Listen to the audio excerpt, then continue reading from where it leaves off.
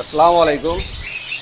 আমি মোস্তফা এর পক্ষ থেকে সবাইকে আন্তরিক অভিনন্দন ও শুভেচ্ছা।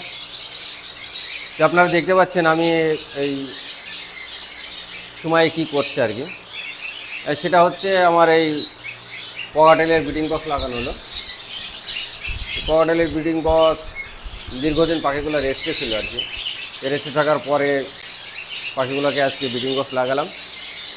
তো অনেকে প্রশ্ন করেন, ভাই এই গরমে পাখি দিতে দিলেন। আসলে ককাটেল যারা ব্রিড করে তারা জানে যে গরমে হচ্ছে সবচেয়ে ভালো ব্রিড করে। তবে প্রচণ্ড যদি বা অসহনীয় যদি গরম করে তাহলে সেই সময় ব্রিডে দেওয়া যাবে না।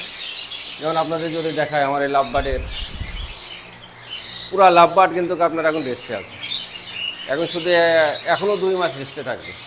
আসলে যে পাখি যে সময় ব্রিডে দিলে ভালো হয়, যে আসলে যারা পাখি পালে তারা সবাই জানে যে এখন লাভবার্ড কোনোভাবেই ব্রিডে দেওয়া যাবে না।